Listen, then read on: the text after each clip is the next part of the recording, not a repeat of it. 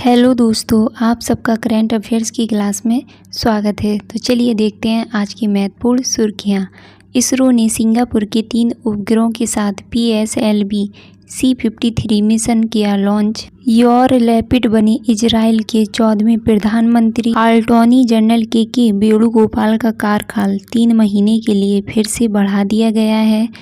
Fernandes Marcos junior ने Philippines के राष्ट्रपति के रूप में ली शपथ।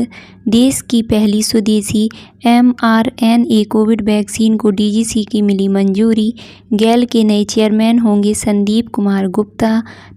तेलंगाना में स्टार्टअप को बढ़ावा देने के उद्देश्य से दुनिया में सबसे बड़े एक्यूबेटर कहे जाने वाले T-Hub 2.0 का किया गया उद्घाटन। तो ये थी आज की महत्वपूर्ण सुर्खियाँ।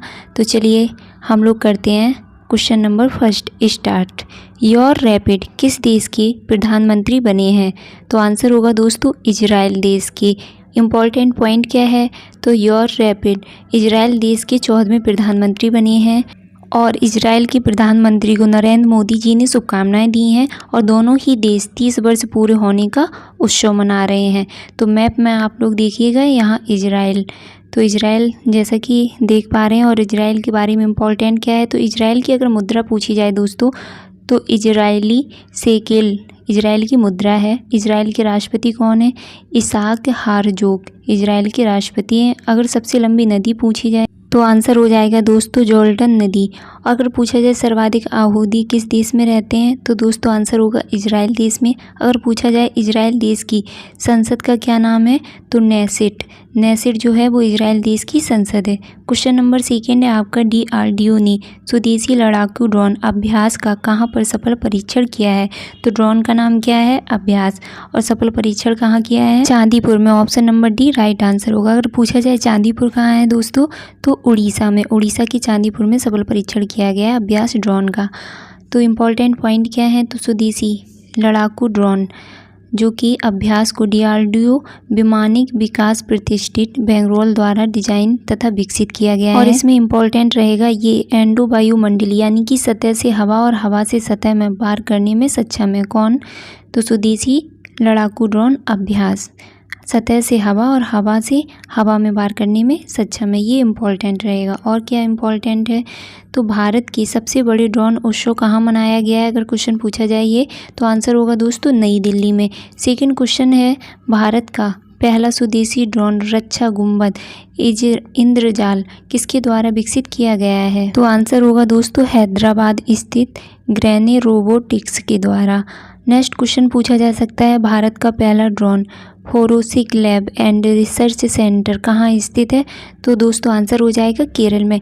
ये जो भी क्वेश्चन करा रहे हैं वो आपके एग्जाम के लिए इम्पॉर्टेंट है और जो आपको पहले करा चुके हैं। नेक्स्ट क्वेश्चन है दोस्तों PSLV C-53 मिशन में इसरो ने किस देश के 3 उपग्रहों को लॉन्च किया है? तो किस देश के 3 उपग्रहों को लॉन्च किया है दोस्तों? तो आंसर होगा Singapore. Option number A right answer हो जाएगा। सिंगापुर देश के PSLV C-53 मिशन ने 3 उपग्रहों को लॉन्च किया है। इम्पॉर्टेंट क्या रहेगा? भारतीय अंतरिक्ष अनुसंधान संगठन ने अपने ध्रुवीय उपग्रह प्रक्षेपण यान मिशन में सिंगापुर के 3 उपग्रहों को लॉन्च किया है। अगर पूछा जाए कहाँ से लॉन्च किया है तो इसे सतीश धवन अंतरिक्ष केंद्र श्रीहरिकोटा से लॉन्च किया गया है।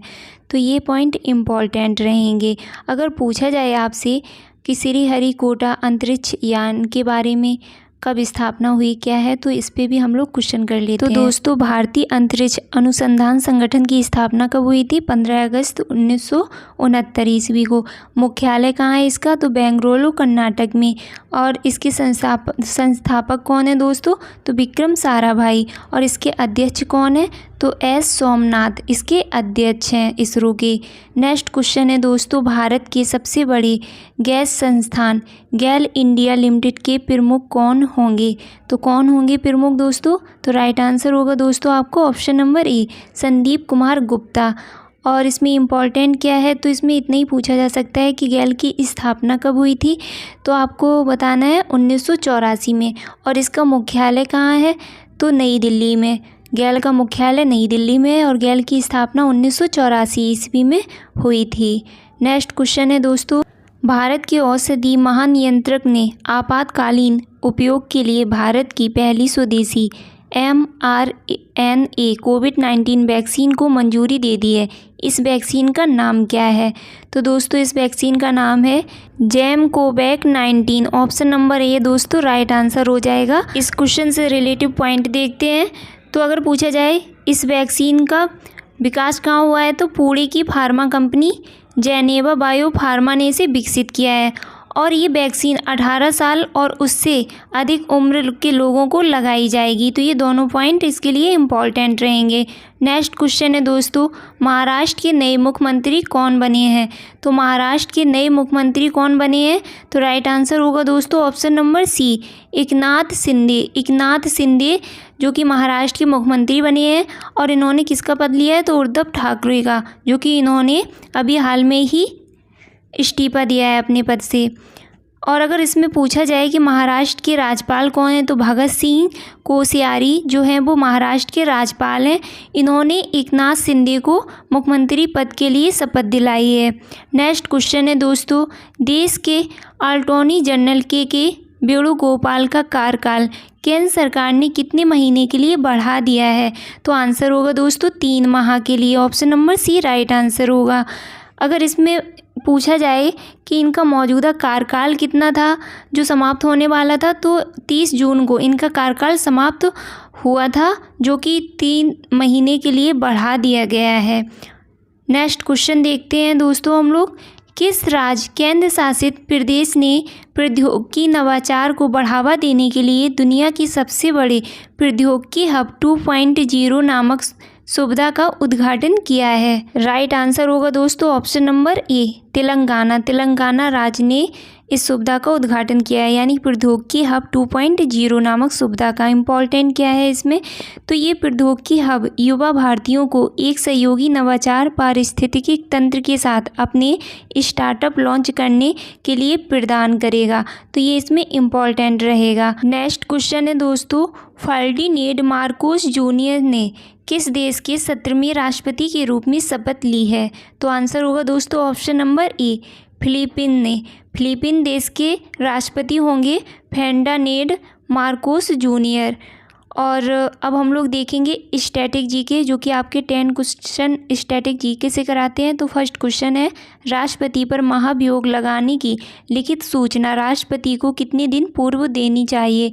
तो आंसर होगा दोस्तों 14 दिन पूर्व। नेक्स्ट क्वेश्चन है दोस्तों, राष्ट्रपति को किस विधि से हटाया जा सकता है? तो आंसर होगा दोस्तों महाभियोग के द्वारा। नेक्स्ट क्वेश्चन है, राष्ट्रपति के त्याग की सूचना यानी त्याग पत्र की सूचना उपराष्ट्रपति किसको देते हैं? तो आंसर होगा दोस्तों लोकसभा के अध्यक्ष को। नेक्स्ट क्वेश्चन है, स्थायी बंदोबस्त का सिद्धांत किसने दिया था? तो आंसर होगा दोस्तों लॉर्ड कॉर्नवालिस ने। नेक्स्ट क्वेश्चन है आपका, सुगौली की संधि किनके बीच हुई थी? तो आंसर होगा ईस्ट इंडिया कंपनी और नेपाल के बीच। अगला क्वेश्चन है, वास्को डी गामा के कालीकट पर उतरने पर उसका स्वागत किसने किया था? तो आंसर होगा दोस्तों कालीकट के राजा जमोरिन ने। जमोरिन ने स्वागत किया था और ये कहाँ के राजा थे? कालीकट के। नेक्स्ट क्वेश्चन है दोस्तों, वास्को डी गामा कहाँ का निवासी था? तो आंसर होगा दोस्तों ये पुर्तगाली था। पुर्तगाली राइट आंसर होगा। नेक्स्ट क्वेश्चन है दोस्तों, हड़प्पा सभ्यता के संपूर्ण क्षेत्र का आकार किस प्रकार का है? तो किस प्रकार का आकार था? त्रिभुजाकार। नेक्स्ट क्वेश्चन है दोस्तों, अमोनियम क्लोराइड का जलीय विलयन होता है तो कैसा होता है? क्षारीय। नेक्स्ट क्वेश्चन है, पंजाब के प्रमुख उत्सव कौन कौन से हैं? तो पंजाब के प्रमुख उत्सव कौन कौन से हैं? आंसर होगा दोस्तों लोहड़ी, बसंत पंचमी, होला मोहल्ला, बैसाखी और गुरु पर्व। ये पंजाब के प्रमुख महोत्सव हैं। अब हम लोग देखेंगे कल जो आप लोगों को क्वेश्चन दिए थे। तो पहला क्वेश्चन दिया था 2023 में G20 शिखर सम्मेलन की मेज़बानी किस शहर में की जाएगी? तो आंसर होगा दोस्तों option number D, Jammu Kashmir में। नेक्स्ट क्वेश्चन दिया था आपको, हाल में ही किस केंद्रीय मंत्री ने उधमपुर में भूकंप विज्ञान वेधशाला का उद्घाटन किया है? तो इसका भी आंसर होगा option number D, doctor Jitendra Singh ने। और इन दोनों क्वेश्चन के आंसर किसी ने भी कमेंट बॉक्स में नहीं दिए हैं। आज का क्वेश्चन है दोस्तों, भारत की पहली स्टील सड़क का निर्माण कहाँ किया जाएगा। तो भारत की पहली स्टील सड़क का निर्माण कहाँ किया जाएगा, इसका आंसर आपको कमेंट बॉक्स में देना है। जो आपको 4 ऑप्शन दिए गए हैं इनसे ही आपको आंसर बताना है। नेक्स्ट क्वेश्चन है आपके लिए, UNEP द्वारा प्रकाशित वार्षिक फ्रंटियर रिपोर्ट 2022 के अनुसार किसे विश्व स्तर पर सबसे अधिक ध्वनि प्रदूषित शहर के रूप में स्थान दिया गया है। तो इस क्वेश्चन का भी आंसर आपको कमेंट बॉक्स में देना है। तो यहाँ से आप लोगों के क्वेश्चन कंप्लीट होते हैं। आई होप आप लोगों को क्वेश्चन पसंद आएंगे और जो आपके एग्ज़ाम आ रहे हैं उन सभी एग्ज़ामों के लिए जो क्वेश्चन ले रहे हैं वो इम्पॉर्टेंट हैं। तो मिलते हैं हम लोग नेक्स्ट वीडियो में। और अब हम लोग जो करंट अफेयर्स की क्लास रखेंगे वो वीकली रखेंगे, पर डे नहीं लिया करेंगे, सप्ताह में 1 दिन रखेंगे। और इसके साथ साथ अदर सब्जेक्ट पर फोकस करेंगे क्योंकि आपके UPSSC पैट के लिए इम्पॉर्टेंट रहेगा अदर सब्जेक्ट। और सप्ताह में अगर 1 दिन हम लोग करंट अफेयर्स की क्लास लेंगे तो सारे क्वेश्चन कवर कर लेंगे, तो इसके लिए कोई प्रॉब्लम नहीं रहेगी। आज हमने 2 बजे क्लास आपको दी भी है ज्योग्राफी की। तो मिलते हैं नेक्स्ट वीडियो में, तब तक